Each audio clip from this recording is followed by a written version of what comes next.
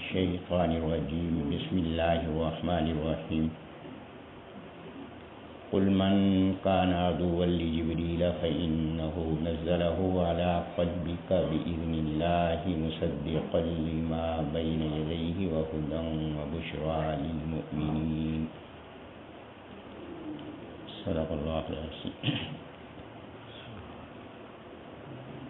اللہ تبارک و تعالی نے اس مقام پہ نبی علیہ الصلوۃ والسلام کو حکم دیا ہے کہ اے نبی علیہ الصلوۃ والسلام آپ یہ بات فرما دیں، جو جبرائیل کا دشمن ہے، جو جبرائیل کا دشمن ہے تو کس کا دشمن ہے؟ وہ قرآن کا دشمن ہے۔ وہ کیا کہ یہودیوں نے نبی علیہ الصلوۃ والسلام کی خدمت میں حاضر ہو کے مختلف سوالات کیے۔ ان میں ایک سوال یہ بھی تھا کہ حضرت آپ کے پاس یہ قرآن مجید کون لاتا ہے؟ نبی علیہ السلام نے فرمایا کہ جبرائیل علیہ السلام لاتے ہیں۔ کہا تو اس لیے تو حضرت ہم نہیں مانتے، جبرائیل تو ہمارا دشمن ہے۔ اگر میکائیل لاتے کہ وہ رحمت کے فرشتے ہیں، بارشوں کے فرشتے ہیں، تو پھر ہم آپ کی بات مان لیتے۔ تو لہذا کیونکہ جبرائیل کے ذریعے سے یہ آیات نازل ہوتی ہیں تو ہمارا دشمن ہے کہ ہمارے بڑوں پہ وہ عذاب لایا، اور اسی طرح ہمارے بارے میں آپ سے آ کے شکایتیں کرتا ہے، اس لیے ہم اس کے لائے ہوئے قرآن کو ماننے کو تیار نہیں۔ تو اللہ تبارک و تعالی نے یہاں یہ بات ارشاد فرمائی کہ جبرائیل سے جو تمہاری دشمنی ہے کیوں ہے؟ جبرائیل اپنا کلام تو نہیں لا رہا، یہ کلام تو اللہ تبارک و تعالی کا کلام ہے، اور اللہ تبارک و تعالی کا کلام وہ اللہ کے حکم کے مطابق نبی علیہ الصلوۃ والسلام کے مبارک دل پر اتار رہا ہے۔ جب اللہ کا کلام ہے اور اللہ کے حکم پر آ رہا ہے تو لہذا تم جو اس سے دشمنی رکھ رہے ہو تو اس کی معنی ہے تمہیں دشمنی اللہ سے دشمنی ہے۔ تو جبرائیل تو اللہ تبارک و تعالیٰ کا کارکن ہے، تو لہذا کارکن سے دشمنی رکھنا خود جس کا کارکن ہے اس سے یہ دشمنی ہے۔ پھر یہ کہ تمہیں دشمنی قرآن مجید سے کیوں ہے؟ اگر کسی سے دشمنی بھی ہو، اس کے ہاتھ سے فائدے کی چیز مل رہی ہو تو اس کو آدمی جو ہے رد نہیں کرتا۔ تو یہ قرآن مجید مل رہا ہے، اور قرآن مجید کیا ہے؟ یہ تصدیق کر رہا ہے تمہاری کتابوں کی، اور پھر یہ ہے کہ یہ ہدایت کا مجموعہ ہے اور ایمان والوں کے لیے خوشخبری ہے۔ جب فائدہ ہی فائدہ ہے تو تین فائدے اللہ تبارک و تعالیٰ نے اس کے یہاں بیان فرمائے کہ ایک فائدہ اس کا بیان فرمایا کہ یہ تصدیق کر رہا ہے۔ کس کی تصدیق کر رہا ہے؟ پہلی کتابوں کی۔ پہلی کتابوں کی کس بات کی تصدیق کر رہا ہے؟ کہ نبی علیہ الصلوۃ والسلام کی آنے کی خبر پہلی کتابوں کے اندر موجود ہے۔ جب پہلی کتابوں کے اندر موجود ہے، نبی السلام تشریف لے آئے۔ اب جب تشریف لے آئے اور جو تورات پر ایمان رکھتا ہے، تورات پر ایمان کا تقاضا ہے کہ نبی السلام پر ایمان لائے۔ جو انجیل پر ایمان کا دعویٰ رکھتا ہے تو انجیل پر ایمان کا تقاضا ہے کہ ایمان لائے۔ جب نبی علیہ الصلوۃ والسلام پر ایمان نہیں لا رہا تو کس کا انکار کر رہا ہے؟ اپنی کتابوں کا انکار کر رہا ہے۔ تو پھر وہ یہ دعویٰ کرنا کہ میں تورات پر ایمان رکھتا ہوں، یہ دعویٰ ہی غلط ہو گیا۔ تو تورات پر ایمان باقی نہیں رہا، انجیل پر بھی ایمان باقی نہیں رہا۔ اس سے فتنہ وحدت ادیان کے حوالے سے بھی بات معلوم ہو رہی ہے کہ جو حضرات یہ کہتے ہیں کہ نبی علیہ السلام پر ایمان ضروری نہیں، اللہ پر، اللہ کی توحید پر، آخرت پر ایمان کافی ہے، یہاں سے بھی فتنہ وحدت ادیان کا رد ہو رہا ہے کہ نبی علیہ الصلوۃ والسلام پر ایمان یہ تورات پر ایمان کا تقاضا بھی ہے، انجیل پر ایمان کا تقاضا بھی ہے۔ تو جو نبی علیہ السلام پر ایمان نہیں لاتا اور یہ کہتے ہیں کہ میں یہودی ہوں اور اللہ کی توحید پر ایمان رکھتا ہوں، تو اپنی کتاب پر جب ایمان نہیں رکھتا تو اس کے کافر ہونے میں کیا شک اور کیا شبہ ہو سکتا ہے؟ تو لہذا یہاں فتنہ وحدت ادیان کا اس میں رد فرمایا۔ اس کے بعد اللہ تبارک و تعالیٰ نے فرمایا کہ جو دشمن ہے اللہ کا، اللہ کے فرشتوں کا اور اس کے رسولوں کا، جبرائیل علیہ الصلوۃ والسلام کا اور میکائیل علیہ السلام کا۔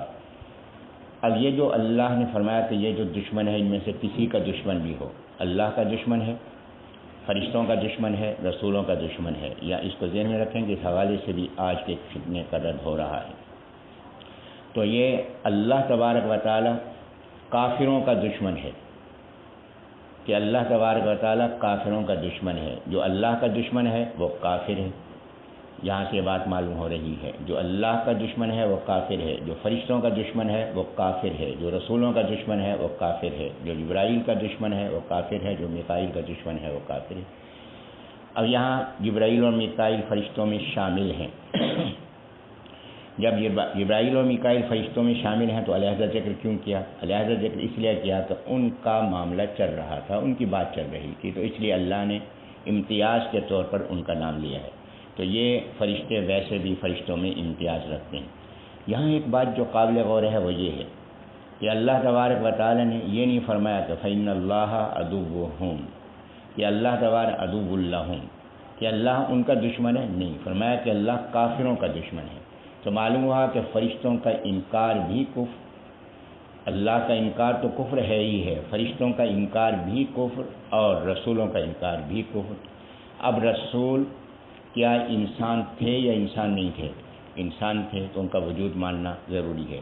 تو فرشتے یہ کیا مخلوق ہیں مستقل؟ جو مخلوق نہیں، اگر مستقل مخلوق نہ ہوتے تو اللہ اس انداز سے ان کا ذکر نہ فرماتا۔ تو معلوم ہوا کہ فرشتے اللہ کی مخلوق ہیں۔ دور حاضر کے فتنوں میں ایک فتنہ یہ ہے کہ فرشتے کوئی مخلوق نہیں ہیں، فرشتے انسان کی اچھی خصوصیات کو کہتے ہیں کہ اللہ تبارک و تعالی نے جو قرآن مجید میں واقعہ بیان فرمایا کہ ہم نے آدم علیہ السلام کے لیے فرشتوں کو حکم دیا کہ تم ان کو سجدہ کرو، تو وہ کہتے ہیں کہ سجدے کرنے کے معنی مطیع اور فرما بردار ہونے کے ہوتے ہیں۔ تو اللہ نے انسان کے اندر صلاحیتیں رکھی ہیں اور یہ صلاحیتیں انسان کے حکم کے مطابق عمل کرتی ہیں۔ تو اس لیے فرشتے یا کوئی علیحدہ مخلوق نہیں ہیں، بلکہ یہ خود انسان کی اپنی صفات اور صلاحیتیں ہیں۔ اور یہاں واضح طور پہ معلوم ہو رہا ہے کہ جبرائیل علیہ السلام کون ہیں؟ کہ وہ اللہ کا کلام لا رہے ہیں، آپ کے دل پر اتار رہے ہیں۔ تو یہ اندر کی صفت تو نہیں دل پر اتارتی، یہ باہر سے کوئی آ کے دل پر اتار رہا ہے، تو اس سے وجود معلوم ہو رہا ہے۔ تو معلوم ہوا کہ فرشتوں سے دشمنی رکھنا تو دشمنی رکھنا کفر تو اپنی جگہ پر، فرشتوں کے وجود کا انکار ہی یہ بھی کفر ہے۔ تو لہٰذا یہاں بھی فرشتوں کے وجود کا انکار کرنا جو فتنہ ہے، جو نظریہ ہے، تو یہ بھی کفریہ نظریہ ہے۔ اس بار اللہ تبارک و تعالیٰ نے یہ بات ارشاد فرمائی کہ ان کی حالت کیا ہے کہ تم نے عہد کیا ہے، اللہ نے تم سے عہد لیا ہے کہ میرے آخری رسول تشریف لائیں گے اور تم ان کو مانو گے۔ اب کیسے عہد لیا ہے اللہ نے؟ اللہ تبارک و تعالیٰ نے جس وقت انسانوں کو پیدا فرمایا تو اس وقت اللہ نے 2 عہد لیے ہیں، ان کا ذکر آگے آئے گا۔ ان میں سے ایک عہد یہ بھی ہے کہ جن کو اللہ نے نبوت سے سرفراز فرمانا تھا، اللہ نے انبیاء علیہم السلام سے آخری نبی صلی اللہ علیہ وسلم کی رسالت کا عہد لیا ہے۔ یہ بات بھی آگے آئے گی، یہ بات بھی قرآن مجید میں آگے آئے گی۔ تو اللہ تبارک و تعالیٰ نے عہد لیا، جب اللہ نے تمام رسولوں سے عہد لیا کہ نبی علیہ السلام کی تم نے حمایت کرنی ہے اور ان کو ماننا ہے۔ اب رسول تو دنیا سے چلے گئے، جب رسول دنیا سے چلے گئے تو انہوں نے اپنی امتوں کو تلقین کی کہ اگر تمہاری موجودگی میں زندگی میں اللہ کے رسول تشریف لائیں، آخری رسول، تم نے ان پر ایمان لانا۔ اب حضرت موسیٰ علیہ السلام نے یہودیوں کو اس بات کی تلقین فرمائی، حضرت عیسیٰ علیہ السلام نے عیسائیوں کو تلقین فرمائی۔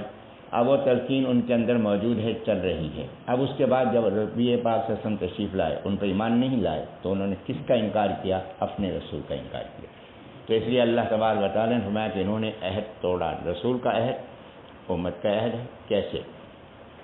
اگر ملک کا سربراہ کسی دوسرے ملک سے معاہدہ کرتا ہے تو کیا پاکستان کے دیگر جو شعبے ہیں یا پاکستان کے شہری ہیں اس معاہدے کے پابند ہوں گے کہ معاہدے کے پابند نہیں ہوں گے؟ معاہدے کے پابند ہوں گے۔ نہیں جی ہم پابند نہیں، ہمارے تو سربراہ نے کیا ہے۔ سربراہ کا معاہدہ پورے عوام کا معاہدہ ہے، پورے ملک کا معاہدہ ہے۔ اور جب یہ حکمران کہ جن کا حکمران ہونا بھی یقینی نہیں ہے، بلکہ جن کو کچھ مانتے ہیں کچھ نہیں مانتے، کہ جنہوں نے ووٹ دیا اس کو مانتے ہیں، ووٹ نہیں دیا اس کو نہیں مانتے، ووٹ نہ دینے والے بھی پابند ہیں، تو جو ایمان کا دعویٰ رکھنے والے ہیں اللہ کے نبی اور رسول پر اور ان کے قائد ہونے میں کیا شک اور شبہ ہے، وہ کیسے پابند نہیں ہوں گے؟ تو وہ رسول کے معاہدے کے پابند ہیں۔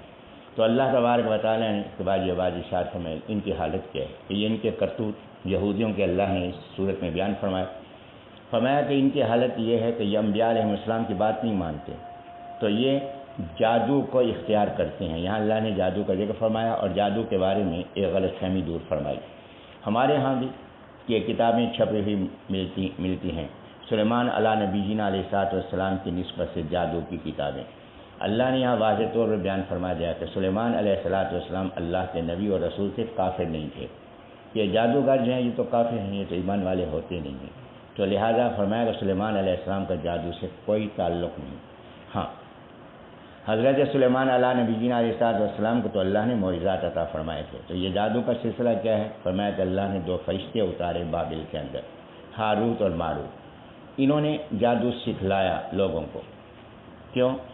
کہ اس لیے کہ دنیا کے اندر جہاں انبیاء علیہ السلام تشریف لائے وہاں پر شیاطین بھی موجود ہیں۔ یہ دنیا یہ آزمائش گاہ ہے۔ اگر یہاں پہ دونوں چیزیں موجود ہوں، انا ہدینا السبیل اما شاکرا و اما کفورا، تو یہاں دونوں صورتیں موجود ہیں کہ یہ صحیح راستہ ہے، یہ غلط راستہ ہے۔ اگر یہ دونوں راستے موجود نہ ہوں، ایک ہی راستہ ہو، پھر اس راستے پہ چلنا کوئی کمال تو نہیں ہے۔ کمال تو تبھی ہوگا کہ راستے 2 ہوں اور گمراہی کے راستے چھوڑ کے انسان ہدایت کے راستے پہ چلے۔ تو لہٰذا اللہ تبارک و تعالیٰ نے دنیا کے اندر جہاں انبیاء علیہ السلام بھیجے وہاں اللہ نے شیاطین کو بھی رکھا کہ تاکہ گمراہ کرنے والے بھی موجود ہوں، پھر دیکھیں کہ تم گمراہ کرنے والے کی بات مانتے ہو یا ہدایت کی طرف بلانے والے کی بات مانتے ہو۔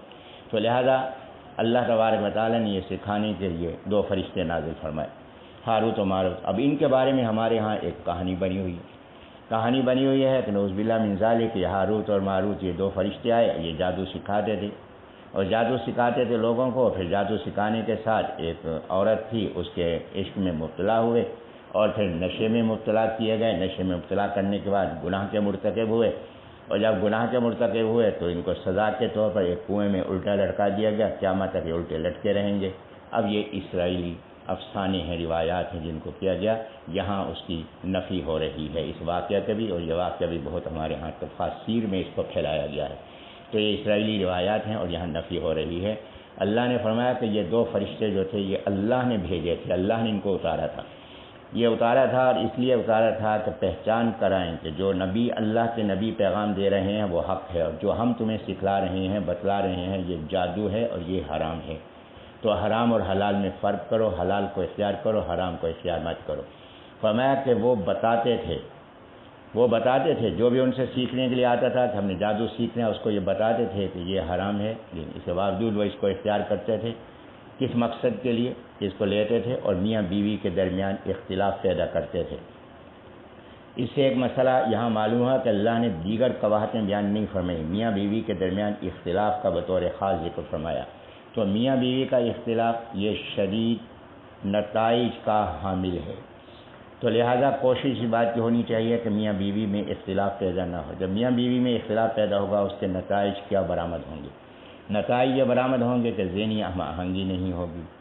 اگر بیوی نیکی کی طرف ہے تو ضد کی وجہ سے شوہر گناہ کو اختیار کرے گا، اگر شوہر نیکی کی طرف ہے تو بیوی ضد میں گناہ کو اختیار کرے گی۔ پھر یہ ہے کہ بیوی بچوں کو اپنی لائن پہ لگائے گی، شوہر اپنی لائن پہ لگائے گا۔ اگر میاں بیوی میں ذہنی ہم آہنگی ہوگی تو سوچ ایک ہوگی، تربیت ایک ہوگی۔ جب تربیت ایک ہوگی تو اس کا فائدہ، اس لیے نبی علیہ الصلوۃ والسلام کا ارشاد گرامی ہے کیا نکاح من سنتی، کہ نکاح جو ہے وہ میری سنت ہے۔ کہ میری سنت سے مراد کیا ہے؟ اب یہ ہے کہ عام طور پہ یہ سمجھا جاتا ہے کہ نکاح نبی کی سنت ہے اس لیے کرنا چاہیے، لیکن میرے محترم نکاح تو سب انبیاء علیہ السلام کی سنت ہے۔ کون نبی ہیں جس نے نکاح نہیں فرمایا، بغیر نکاح کے کسی عورت کو رکھا ہے؟ نکاح تو شروع سے آ رہا ہے، نکاح تو جنت میں ہوا ہے، آدم علیہ السلام حوا رضی اللہ عنہ کا نکاح تو وہاں ہوا ہے۔ تو لہٰذا نکاح میرا طریقہ ہے، اس میں سنت جو ہے اس معنی میں استعمال نہیں کہ نکاح میرا طریقہ ہے تم اس کے ساتھ ہو، نہیں۔ فرمایا کہ جس طریقے نکاح کا جو طریقہ، نکاح جس مقصد کے لیے میں نے کیا ہے تم بھی اسی مقصد کے لیے نکاح کرو۔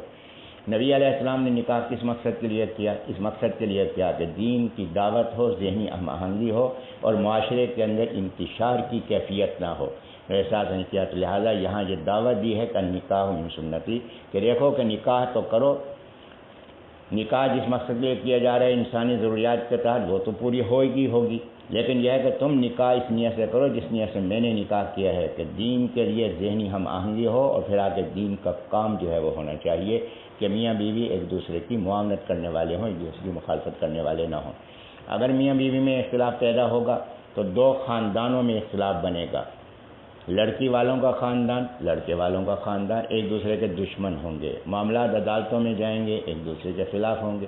تو لہٰذا اس سے 1-2 فرد کا اختلاف نہیں بلکہ یہ 2 پھر 2 خاندانوں میں بات نہیں رہے گی، پھر ان خاندانوں کی برادری میں یہ بات چلے گی، پھر برادری میں بات چلے گی، پھر اس کے بعد اگلی نسلوں میں اولاد کے اندر پھر یہ بات چلے گی۔ تو لہٰذا اولاد پریشان کہ باپ کا ساتھ دے یا ماں کا ساتھ دے، تو یہ کتنے مسائل پیدا ہوں گے، معاشرہ پورا امن و امان کے لحاظ سے تباہ و برباد ہوگا۔ تو اس لیے اللہ تعالیٰ نے یہاں بنیادی طور پر یہ بات ارشاد فرمایا کہ یہ سیکھتے تھے، خاص طور پر میاں بیوی کے درمیان اختلاف پیدا کرنا، اس کو سیکھتے تھے۔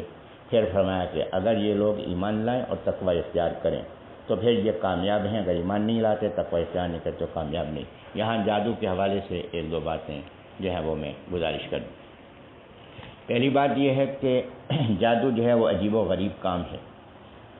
جب عجیب و غریب کام ہے تو اس میں اور معجزہ بھی عجیب و غریب کام ہے، تو معجزے اور جادو میں فرق کیا ہے؟ کرامت میں اور جادو میں فرق کیا ہے؟ کہ ایک بزرگ ہے اور وہ ایک کام دکھا رہے ہیں جو عجیب و غریب کام ہے، تو کرامت ہے، یہ جادو ہے۔ اس کے لیے بنیادی طور پر یہ دیکھیں کہ جو یہ عمل دکھا رہا ہے وہ سیرت اور کردار کے لحاظ سے کیسا ہے، کہ سیرت اور کردار کے لحاظ سے وہ کیسا ہے۔ اگر وہ دین میں ڈھلا ہوا ہے تو اس کے معنی یہ ہے کہ یہ اس کی کرامت ہے، اگر دین میں ڈھلا ہوا نہیں تو پھر سمجھ لیں کہ یہ شعبدہ ہے، جادو ہے، جس کے اسباب ظاہر نہیں ہوتے، پس پردہ اس کے اسباب موجود ہوتے ہیں۔ دوسری بات یہ ہے کہ مقصد کیا ہے۔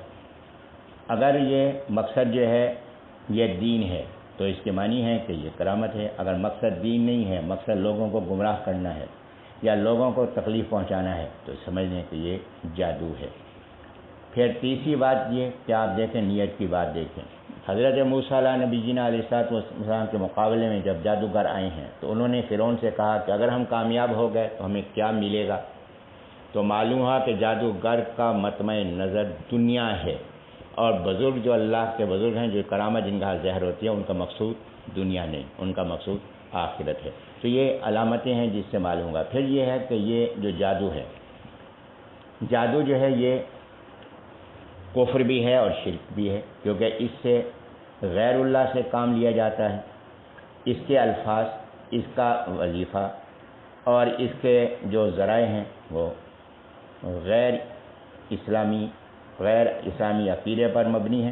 تو لہذا یہ جو جادو ہے یہ عقیدتاً بھی کفر ہے، عمل کے اعتبار سے بھی کفر ہے، اس لیے اس سے اجتناب جو ہے وہ ضروری ہے۔ ہاں بسا اوقات ایسا ہوتا ہے کہ حضرت یہ جادو کے بغیر اس جادو کا توڑ نہیں ہو سکتا۔ نبی علیہ السلام پر بھی جادو ہوا ہے اور نبی علیہ السلام نے اس کا توڑ جادوگروں سے تو نہیں کرایا۔ نبی علیہ السلام نے سورۃ الفلق اور سورۃ الناس کو پڑھا ہے، اس کی وجہ سے جادو کے اثرات ختم ہو گئے۔ تو اس لیے فرمایا کہ یہ سورۃ الفلق اور سورۃ الناس یہ جادو کا عمل ضائع کرنے میں یہ بہت مؤثر ہے۔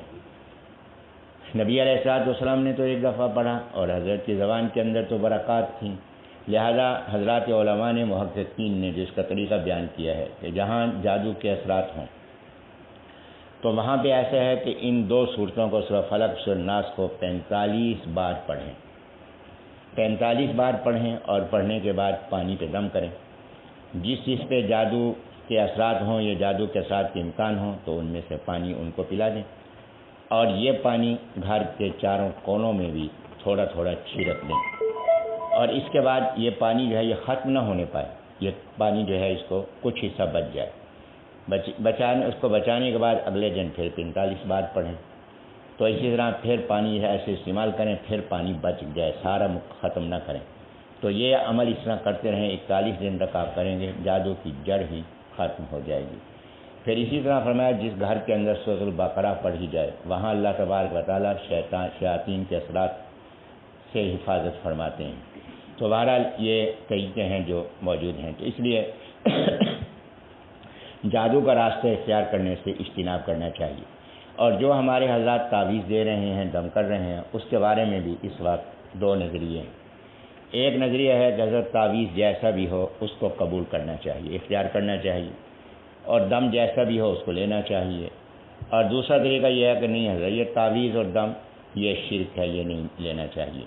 تو لہذا اللہ کے نبی علیہ السلام کی جو یہ امت ہے، یہ بات آگے آ رہی ہے کہ یہ معتدل امت ہے، اعتدال کا راستہ اختیار کرنا ہے۔ کیا دم جائز ہے ناجائز ہے؟ نبی پاک صلی اللہ علیہ وسلم کے حوالے سے ام المومنین عائشہ رضی اللہ عنہا فرماتی ہیں کہ نبی علیہ السلام کا معمول تھا کہ جب رات کو آرام فرماتے تھے تو نبی علیہ الصلوۃ والسلام یہ آخری جو کل ہیں سورۃ اخلاص، سورۃ فلق، سورۃ ناس، یہ 3 دفعہ پڑھتے تھے، پھر اپنے ہاتھوں پہ دم کر کے اپنا یہ مبارک ہاتھ جو تھے وہ جسم پر پھیرتے تھے، پھر دوبارہ پڑھتے تھے ان تینوں کو، پھر اس طرح کرتے تھے، پھر تیسری بار پڑھتے تھے تینوں کو، اس طرح کرتے تھے، تو یہ عمل 3 بار فرماتے تھے۔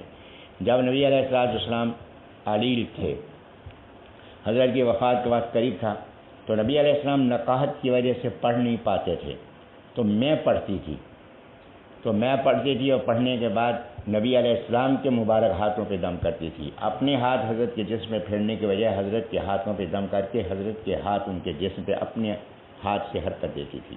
کیوں کہ میں بھی حرکت دے سکتی تھی، میں بھی ان کے جسم میں ہاتھ لگا سکتی تھی، محرم تھے، شوہر تھے، لیکن فرمایا کہ جو برکات حضرت کے ہاتھ میں ہو سکتی ہے میرے ہاتھ میں تو نہیں ہو سکتی۔ تو لہٰذا اس سے معلوم ہوا کہ کسی بزرگ سے بھی دم جو ہے وہ کرایا جا سکتا ہے، دوسروں کے لیے بھی دم کیا جا سکتا ہے، اس سے یہ بات بھی معلوم ہوئی۔ پھر جہاں تک تعویذ کا تعلق ہے کہ تعویذ جائز ہے کہ ناجائز ہے، اگر تعویذ کے اندر کلمات ایسے ہیں کہ جو غیر شرعی ہیں پھر تو تعویذ سے بچنا چاہیے۔ اگر تعویذ میں ایسا نہیں تو پھر حضرت عبداللہ بن عامر بن عاص رضی اللہ عنہ اسلام کے صحابی ہیں اور نبی علیہ الصلوۃ والسلام کے قریبی صحابی ہیں اور حضرت کے ارشادات عالیہ لکھا کرتے تھے۔ اور یہ عبداللہ بن عامر بن عاص رضی اللہ عنہ کا یہ معاملہ ہے کہ جب نبی علیہ الصلوۃ والسلام کوئی بات فرماتے یہ لکھ لیتے۔ مخالفین نے ایسے شوشہ چھوڑ دیا، کہا کہ دیکھو کہ نبی علیہ الصلوۃ والسلام کبھی غصے میں ہوتے ہیں، کبھی حضرت مذاق میں ہوتے ہیں، تم تو حضرت کی ہر بات لکھ لیتے ہو، تو لہٰذا جو شریعت کی بات ہو وہ لکھا کرو۔ اب دیکھیں اس انداز سے لوگ جو ہے وہ شوشے چھوڑتے ہیں۔ اب حضرت کا ارشاد گرامی لکھنے سے روکنا مقصود تھا، اب یہ انداز اختیار کیا، اب یہ بھی نہیں کہہ سکتا مخالفت میں کہہ رہا ہے، یہ جو بڑی تائید حمایت میں، دین کی حمایت میں کہہ رہا ہے، تو یہ اہل باطل کا طریقہ ہے کہ یہ دین کے سب سے بڑے آپ کے حمایتی ہو کر چل رہے ہوں گے۔ تو بنیادی بات یہ ہے کہ اگر یہ دین کے ایسے حمایتی ہیں تو پھر یہ دین میں داخل کیوں نہیں ہو جاتے، اسی سے آپ اندازہ فرما لیں۔ تو عبداللہ بن عامر بن عاص رضی اللہ عنہ سے بعض لوگوں نے کہا ہو سکتا ہے کہ پروپیگنڈا اہل باطل کے پروپیگنڈے کی وجہ سے کچھ مسلمان سادہ مزاج بھی متاثر ہوئے ہوں، انہوں نے بھی کہا ہو عبداللہ بن عامر بن عاص رضی اللہ عنہ سے۔ تو عبداللہ بن عامر بن عاص رضی اللہ عنہ فرماتے ہیں کہ میں نے لکھنا چھوڑ دیا۔ میں نے جب لکھنا چھوڑا طبیعت میں ایک بے چینی کی کیفیت تھی کہ میں بہت بڑی سعادت سے محروم ہو گیا، تو میں نے نبی علیہ السلام سے عرض کیا، میں نے کہا حضرت میں اس طرح سے آپ کے ارشادات عالیہ کو لکھتا تھا اور مجھے یہ بات کہی گئی، میں نے لکھنا چھوڑ دیا، طبیعت بے چین ہے، کیا کروں؟ فرمایا کہ عبداللہ کہ تم لکھا کرو، اس لیے کہ چاہے غصے کی حالت ہو چاہے مذاق کی حالت ہو، اس زبان سے خلاف حق بات نکل ہی نہیں سکتی۔ تو لہٰذا عبداللہ بن عامر بن عاص نے دوبارہ لکھنا شروع کر دیا۔ یہی عبداللہ بن عامر بن عاص رضی اللہ عنہ فرماتے ہیں، فرمایا کہ میں نے یہ اعوذ بکلمات اللہ التامات، یہ کلمات کے سوتے ہوئے ان کلمات کو پڑھنا شیطانی اثرات سے اور جنات سے حفاظت ہوتی ہے، تو میں نے اپنے بچوں کو یہ کلمات یاد کرا دیے ہیں، بچوں کو یاد کرا دیے ہیں، ان کو عادت بھی ڈال دی ہے، روزانہ پڑھ کے سوتے ہیں، لیکن جو چھوٹے بچے نہیں پڑھ سکتے میں نے ان کو لکھ کر، ان کلمات کو لکھ کر ان کے گلے میں لٹکا دیے ہیں۔ تو تعویذ کس کو کہتے ہیں کہ لکھ کر گلے میں لٹکا دیا، تعویذ اسی کو کہتے ہیں۔ اگر تعویذ شرک ہے تو پھر نعوذ باللہ من ذالک صحابہ کے بارے میں اور جو حضرت کے قریبی صحابی ہیں ان کے بارے میں آپ کیا کہیں گے؟ تو معلوم ہوا کہ تعویذ کے کلمات شرکیہ ہو سکتے ہیں، تعویذ کا عمل شرک نہیں۔ تو لہذا تعویذ جو ہے صحیح کلمات کا ہو، قرآن و حدیث کے کلمات کا ہو تو اس کے اندر کوئی شرک نہیں، کوئی گناہ نہیں، اس کو استعمال جو ہے وہ کیا جا سکتا ہے۔ پھر اس کے بعد یہ بات بھی کہی جاتی ہے کہ حضرت یہ جو تعویذ دینے والے ہیں، یہ جو دم کرنے والے ہیں، جو تو پہلے دیکھ لینا چاہیے کہ جس سے آپ دم کرا رہے ہیں، جس سے تعویذ لے رہے ہیں، وہ عقیدہ صحیح ہے یا عقیدہ صحیح نہیں۔ اگر عقیدہ صحیح ہے تو اسے لینا چاہیے، عقیدہ صحیح نہیں تو چاہے بظاہر کتنا بھی اس کا فائدہ ظاہر ہو رہا ہو، اس سے اپنے آپ کو بچانا چاہیے۔ تو اس سے عقیدہ سب سے زیادہ ضروری ہے، ظاہری صحت اور عافیت کے مقابلے میں عقیدہ زیادہ ضروری ہے، عقیدے کی حفاظت ہے وہ ہونی چاہیے۔ تو اس بات کا ایک تو خیال ہونا چاہیے۔ دوسری بات یہ ہے کہ کیا اس پہ معاوضہ حضرت جو ہمارے آج کل جو یہ تعویذ دینے والے ہیں، دم کرنے والے ہیں، معاوضہ لیتے ہیں، یہ جو دکانداری قائم کی ہوئی ہے، میرے محترم وہ کچھ اس نیت سے کہ عبادت کی نیت سے تو نہیں کر رہے یہ کام، کس لیے کر رہے ہیں؟ افادیت کی نیت سے کر رہے ہیں۔ جب افادیت کے لیے کام کر رہے ہیں، اگر ایک آدمی قانونی آپ کو مشورہ دیتا ہے تو آپ اس کو فیس دیتے ہیں کہ نہیں دیتے؟ فیس دیتے ہیں۔ ایک آدمی آپ کی جسمانی صحت کا علاج کر رہا ہے، دوائی دے رہا ہے، تشخیص کر رہا ہے، حکیم صاحب ہیں یا ڈاکٹر صاحب ہیں، تو آپ ان کو معاوضہ دیتے ہیں کہ نہیں دیتے؟ معاوضہ دیتے ہیں۔ تو یہ تعویذ اور جو دم والا ہے یہ بھی تو آپ کی صحت کا اور آپ کی بہتری کے لیے کام کر رہا ہے، تو اگر یہ اس بات کا معاوضہ لیتا ہے تو یہ معاوضہ لینا ناجائز تو نہیں ہے۔ یہ بات بھی میں صرف اپنی قیاس سے نہیں کہہ رہا۔ نبی علیہ السلام کے کچھ صحابہ کرام رضی اللہ عنہم سفر پر تھے تو راستے میں کھانے پینے کا سامان ختم ہو گیا۔ تو عرب میں اکرام بہت تھا، ضیافت بڑی تھی، مہمان نوازی بہت زیادہ ہوتی تھی، تو ایک قبیلہ تھا راستے میں، تو انہوں نے ان قبیلے والوں سے کہا کہ جی کھانا ہمارا ختم ہو گیا ہے تو آپ ہماری مہمانی کریں، تو انہوں نے انکار کر دیا۔ اللہ کا نظام ہے، اللہ اسباب پیدا فرماتے ہیں۔ جب انہوں نے انکار کیا تو اس کے سردار کو ایک سانپ نے ڈسا، اب سانپ نے ڈسا، بے چینی کی کیفیت تھی۔ اس وقت عرب کے اندر نبی اسلام جب تشریف لائے تو منتر کا رواج موجود تھا، تو اس وقت تو کفریہ اور شرکیہ کلمات سے یہ کام کرتے تھے۔ تو اب وہ آیت کہنے کہ آپ عرب ہیں نا، اب یہ صاحب کیونکہ عربی تھے کہ آپ عرب ہیں نا، تو لہٰذا آپ کے پاس کوئی نہ کوئی منتر تو ہوگا، آپ پڑھیں، ہمارے سردار کی حالت یہ ہے۔ تو انہوں نے کہا کہ ہم پڑھیں گے مگر ایک شرط پر کہ بکریاں لیں گے اور اتنی بکریاں لیں گے۔ اب ادھر سردار کی حالت نازک تھی، کہا کہ ٹھیک ہے ہم دینے کو تیار ہیں، آپ آئیں پڑھیں۔ اب وہاں گئے تو انہوں نے پڑھ کے، ایک صحابی رضی اللہ عنہ تشریف لے گا، انہوں نے پڑھ کے دم کیا، اللہ کا نظام ہے کہ اس کو صحت ہو گئی۔ اب وہ بکریاں انہوں نے دی ان کو۔ اب یہ بکریاں تو لے لیں، اب خیال آیا کہ پتہ نہیں اب یہ بکریاں جو ہم نے اس طرح لی ہیں تو یہ ہمارے لیے حلال ہیں یا حرام ہیں۔ اب تقوی کی بات یہ ہے کہ ضرورت کے باوجود انہوں نے کسی بکری کو ذبح نہیں کیا، کھایا نہیں اس کو، فوری طور پہ پہنچے، میرا خدمت عالیہ میں حاضر ہوئے اور آپ عرض کیا کہ حضرت یہ بکریاں ہیں اس طریقے سے لی ہیں، ابھی ہمارے لیے حلال ہیں یا حرام ہیں۔ اتنی احتیاط ان حضرات نے۔ حضرت نے فرمایا کہ تم نے کیا پڑھا تھا؟ انہوں نے کہا کہ حضرت میرے ذہن میں بات ہے، میں نے سورۃ فاتحہ پڑھ کے دم کر دیا تھا۔ تو حضرت نے تسلی اس لیے فرمائی کہ کوئی شرکیہ کلمات تو نہیں پڑھے نا؟ کہا کہ سورۃ فاتحہ پڑھی اور پڑھ کے میں نے دم کر دیا، اور میں نے یہ تمہارے لیے بھی حلال ہیں، خود بھی کھاؤ مجھے بھی کھلاؤ۔ تو اس سے معلوم ہوا کہ یہ بطور معاوضے کے ہے، یہ قرآن بیچنا نہیں، تو اس لیے غلط فہمی اس بارے میں پیدا نہیں ہونی چاہیے۔ اس کے بعد یہ رکوع نمبر 13 ہے۔ یا ایھا الذین آمنوا لا تقولوا راعنا وقولوا انظرنا واسمعوا۔ اس کا پس منظر یہ ہے کہ نبی علیہ الصلوۃ والسلام کی خدمت عالیہ میں حضرات صحابہ کرام ہم تو موجود بیٹھتے ہی تھے، یہودی بھی وہ بھی آ کے بیٹھ جاتے تھے۔ جب یہودی آ کے بیٹھتے، نبی اسلام جب کوئی بات فرماتے، اگر کسی کی توجہ نہ ہوتی تو عربی زبان میں کہتے تھے راعنا۔ راعنا کے معنی عربی زبان میں ہے کہ ہماری رعایت فرمائیں، کہ حضرت مہربانی فرما کے یہ کلمات دوبارہ ارشاد فرما دیں۔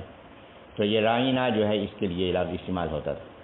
اور جو یہودی تھے ان کی اصل زبان عبرانی تھی، اور نعوذ باللہ من ذالک عبرانی زبان میں راعنا کا لفظ جو ہے یہ استعمال ہوتا تھا جو دماغی لحاظ سے صحیح نہ ہو اس کے لیے استعمال ہوتا تھا۔ پھر یہ ہے کہ یہ اس انداز سے بھی کہتے تھے کہ عربی زبان میں راعی کے معنی چرواہے کے بھی ہوتے ہیں، تو یہ اس کو پڑھتے تھے اس انداز سے راعینا۔ تو راعینا راعی کہ آپ رعایت فرمائیں، اور راعی چرواہا، تو یہ آواز کی مقدار میں فرق پڑنے سے معنی تبدیل ہوتے ہیں۔ اس طرح زبر زیر پیش سے بھی معنی تبدیل ہوتے ہیں۔ اب وہ یوں کہتے تھے تو ایمان والوں کو تو نہیں پتہ کہ یہ کس نیت سے کہہ رہے ہیں، تو لہٰذا یہودی یہ الفاظ استعمال کرتے۔ جب ایمان والے کسی کو ضرورت پڑتی کہ حضرت کی بات سمجھ میں نہیں آئی تو حضرت سے وہ راعینا کہتا تھا، یہودی ایک دوسرے کو آنکھیں مارتے تھے، دیکھا یہ بڑے نبی علیہ الصلوۃ والسلام کا ادب احترام کرنے والے ہیں، ہم ان کی زبان پہ بھی الفاظ چڑھا دیے ہم نے۔ تو اب وہ اپنے معنی لے رہے ہوتے یا اپنے معنی لے رہے ہوتے۔ اب صحابہ کرام رضی اللہ عنہم کون سے معنی لے رہے تھے؟ راعینا کے اصل معنی لے رہے تھے کہ آپ ہماری رعایت فرمائیں، لیکن جو دوسرا سننے والا ہے وہ اشارہ کر رہا ہے اور دوسرے معنی لے رہا ہے، اس پہ اللہ نے تنبیہ فرما دی کہ وہ الفاظ استعمال نہ کریں جس سے دوسروں کو تقویت حاصل ہو۔ ایک بات تو یہ یہاں قابل غور ہے، بلکہ اس کی بجائے دوسرا لفظ استعمال کریں انظرنا، کہ آپ ہماری طرف نظر فرمائیں، یہ کہا کرو۔ اور پھر فرمایا کہ تمہیں پہلے ہی چاہیے کہ توجہ سے سنا کرو، پوچھنے کی ضرورت ہی نہ پڑے۔ اور اگر کسی وجہ سے نہ سن سکو تو پھر انظرنا کہہ دیا کرو۔ تو اللہ تبارک و تعالیٰ نے یہاں منع فرمایا کہ وہ بات اختیار نہ کرو جس سے مذہبی لحاظ سے شک کی کیفیت پیدا ہوتی ہو یا دین کے دشمنوں کو اس سے خوشی ہو رہی ہو یا ان کا فائدہ ہو رہا ہو، اس سے اجتناب کرنا ضروری ہے۔ یہ ایک ضابطہ اللہ نے یہاں بیان فرما دیا۔ اب اس ضابطے کے مطابق ہمارے ہاں ایک بات جو ہے گزشتہ دنوں میں چلتی رہی کہ حضرت بات یہ ہے کہ حضرت علی رضی اللہ عنہ نبی علیہ الصلوۃ والسلام نے 18 ذوالحجہ کو نبی علیہ الصلوۃ والسلام نے فرمایا کہ من کنت مولاہ فعلی مولاہ، کہ جس کا میں مولا ہوں فعلی مولا، علی بھی اس کا مولا ہے۔ تو نبی علیہ السلام نے مولا کہا، مولا کے معنی آقا کے ہیں، تو اس میں نبی علیہ السلام نے اس بات کی خبر دی ہے کہ جس دن کا میں آقا ہوں علی بھی ان کے آقا ہیں۔ تو جب علی آقا ہیں، جب دنیا سے تشریف لے گئے تو پھر حضرت جانشین کس کو ہونا چاہیے؟ علی رضی اللہ عنہ کو ہونا چاہیے۔ تو لہذا حضرت علی رضی اللہ عنہ خلیفۃ ہو بلا فاصل، اس حضرت کے ارشاد گرامی سے بھی یہ بات واضح ہو رہی ہے۔ اب اس میں ہمارے بعض حضرات نے بھی یہ کہہ دیا کہ دیکھیں جی مولا علی رضی اللہ عنہ کے لیے مولا کا لفظ نبی السلام نے استعمال فرمایا، جب حضرت نے استعمال فرمایا ہے تو اس لیے ہمیں بھی استعمال کرنا چاہیے۔ اور وہ لوگ جو ان کو مولا کہہ رہے ہیں، مولا علی کہہ رہے ہیں، صحابہ کرام سے بغض رکھنے والا جو گروہ ہے ان کو مولا علی کہہ رہا ہے، انہوں نے تو نہیں کہا، یہ تو میں عرض کر رہا ہوں، انہوں نے تو ان کا نام لیا کہ وہ لوگ جو ان کو مولا کر رہے ہیں وہ ان کا کہنا صحیح ہے، ان کا کہنا صحیح ہے۔ میرے محترم، ان کا کہنا کیسے صحیح ہے؟ یہاں پہلی بات جو قابل غور ہے، پہلی بات جو یہاں پہ قابل توجہ ہے کہ نبی علیہ الصلوۃ والسلام نے جو 18 ذوالحجہ میں یہ بات فرمائی کہ من کنت مولاہ فعلی مولاہ، لفظ مولا کے عربی زبان کے اندر متعدد معانی ہیں۔ مولا آقا کو بھی کہتے ہیں عربی زبان میں، مولا عربی زبان میں غلام کو بھی کہتے ہیں۔ سالم مولا ابی حذیفہ، کہ ابو حذیفہ رضی اللہ عنہ کے غلام ہیں سالم، نبی علیہ السلام نے فرمایا کہ ان سے قرآن مجید سیکھو، تو یہ ان کے آقا نہیں تھے، ان کے غلام تھے۔ تو مولا کا لفظ غلام کے معنی میں بھی استعمال ہوتا ہے، اور مولا کے معنی دوست کے معنی میں بھی استعمال ہوتا ہے۔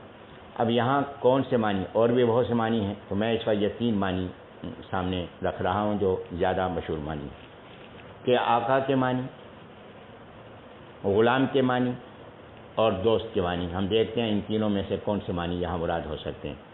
اگر یہ معنی لیے جائیں کہ یہاں آقا کے معنی ہے، نبی اسلام 18 ذوالحجہ میں فرما رہے ہیں جس کا میں آقا ہوں اس کے لیے آقا ہیں، تو کیا ایک وقت میں 2 آقا ہو سکتے ہیں؟ کہ ایک وقت میں 2 آقا نہیں ہو سکتے۔ ایک وقت میں 2 وزیر اعظم ہو سکتے ہیں؟ نہیں ہو سکتے۔ ایک وقت میں 2 صدر ہو سکتے ہیں؟ نہیں ہو سکتے۔ ایک وقت میں 2 گورنر ہو سکتے ہیں؟ نہیں ہو سکتے۔ تو ایک وقت میں 2 آقا نہیں ہو سکتے، تو معلوم ہوا کہ یہاں آقا کے معنی نہیں ہے کہ نبی اسلام بھی آقا ہوں، علی رضی اللہ عنہ بھی آقا ہوں، تو ایک وقت کے اندر یہ ہو نہیں سکتا۔ دوسری بات یہ کہ غلام، نبی علیہ الصلوۃ والسلام تو غلام نہیں تھے اور علی رضی اللہ عنہ بھی کسی غلام نہیں تھے، اس لیے یہ معنی بھی یہاں مناسبت نہیں رکھتے۔ تیسرا معنی ہے دوست کے، تو دوست کے معنی یہاں مناسبت رکھتے ہیں کہ من کنت مولاہ فعلی مولاہ، کہ نبی صاحب فرما رہے ہیں جس کا میں دوست ہوں علی بھی اس کے دوست ہیں۔ میرے محترم، نتیجہ بالکل واضح ہو گیا، اگر انسان میں ضد نہیں ہے، اناد نہیں ہے۔ نبی علیہ السلام کس کے دوست تھے؟ نبی علیہ السلام کو سب سے زیادہ محبوب کون ہیں؟ ابو بکر رضی اللہ عنہ، عمر رضی اللہ عنہ، تو لہٰذا نبی علیہ السلام بھی ان کے دوست ہیں، علی رضی اللہ عنہ بھی ان کے دوست ہیں، اور عملاً علی رضی اللہ عنہ نے ان کی دوستی کو نبھایا ہے۔ اللہ تبارک و تعالیٰ نے حضرت کی زبان مبارک سے اس فتنے کو دور کیا کہ دور حاضر کے اندر یہ فتنہ نبی السلام کے بعد شروع ہوا اور دور حاضر میں کافی عروج حاصل کر چکا ہے کہ علی رضی اللہ عنہ و بکر رضی اللہ عنہ رضی اللہ عنہ ایک دوسرے کے مخالف ہیں، جبکہ قرآن میں اللہ خبر دے رہا ہے کہ رحماء بینہم، یہ ایک دوسرے کے ساتھ ہمدردی رکھنے والے اور محبت کرنے والے اور مہربانی کرنے والے ہیں۔ تو نبی علیہ الصلوۃ والسلام نے جو یہ اشارہ فرمایا، یہ حضرت نے اللہ نے ان کی زبان سے کہلوایا تاکہ بعد میں جو فتنہ پیدا ہو رہا ہے اس کا رد پہلے ہی ہو جائے۔ تو یہاں مولا دوست کے معنی میں۔ اب دوسری بات، ایک میں تاریخی حقیقت کے اعتبار سے بات گزارش کر دوں کہ یہاں علی رضی اللہ عنہ کی خلافت کا اشارہ ہے، نبی السلام نے ان کو جانشین بنایا 18 ذوالحجہ کو۔ تو 18 ذوالحجہ کو ہمارے یہاں بڑا ایک جشن ہوتا ہے کہ جشن کس بات کا ہوتا ہے؟ 18 ذوالحجہ کو جشن اس بات کا ہوتا ہے کہ 18 ذوالحجہ کی تاریخ ہے، یہ جشن ہے کہ علی رضی اللہ عنہ کو نبی علیہ الصلوۃ والسلام نے جانشین نامزد کیا، جو علی رضی اللہ عنہ کی جانشینی کا جشن ہے۔ میرے محترم، کبھی آپ نے غور فرمایا کہ 18 ذوالحجہ کو یہ جشن جو ہے وہ کس بات کا ہے؟ 18 ذوالحجہ یوم شہادت ہے حضرت عثمان غنی رضی اللہ عنہ کا۔ اب یوم شہادت کے نام پر اگر یہ کہیں کہ عثمان رضی اللہ عنہ کی شہادت پہ ہم جشن منا رہے ہیں تو کیا مسلمانوں کو گوارا ہوگا؟ نہیں ہوگا، نفرتیں پیدا ہوں گی۔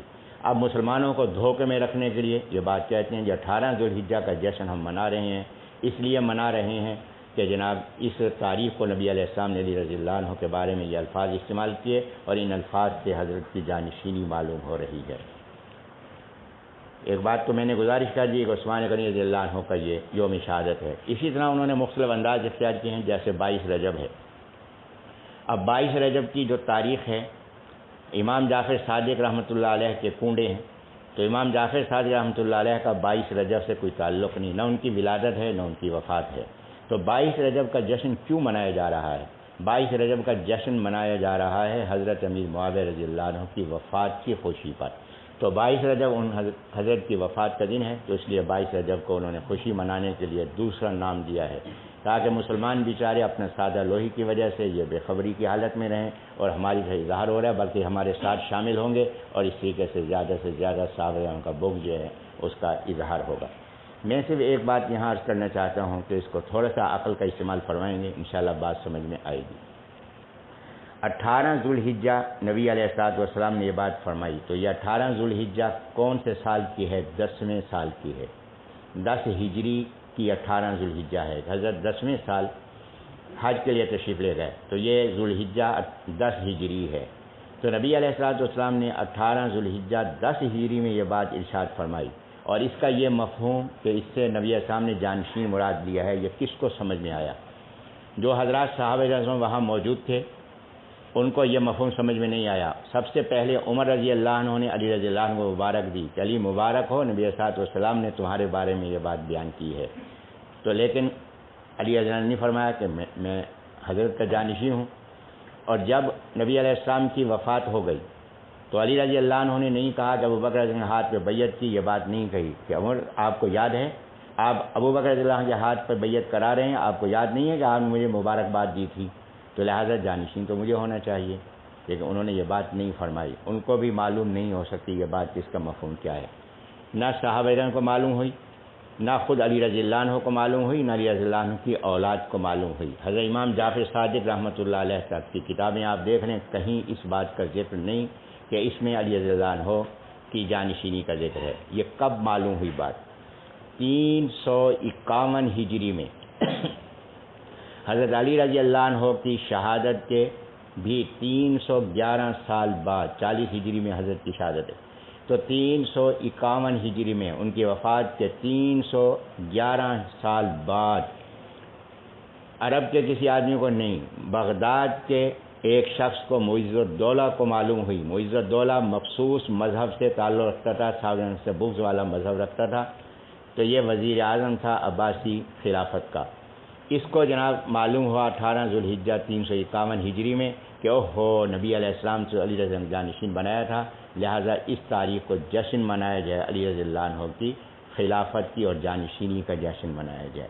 یہ ہوا، اسی شخص نے معز الدولہ نے 351 ہجری ذوالحجہ میں یہ بات کہی، اور پھر محرم الحرام 352 ہجری میں کتنے مہینے بعد ہوا؟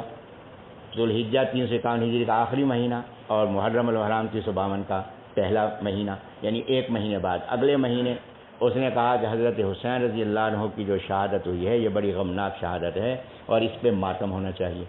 اب یہ ماتم کا جو آغاز ہوا ہے یہ 352 ہجری میں ہوا ہے، اور ان کی شہادت حسین رضی اللہ عنہ کی 61 ہجری میں ہوئی ہے، تو لہٰذا اس پہ جو ہے 352 ہجری میں یزید کو مجرم قرار دے کر کہ شیعیت کا تحفظ ہو گیا کہ حضرت حسین کی شہادت شہید کرنے والے کون ہیں، تو یہ مخصوص گروہ ہے۔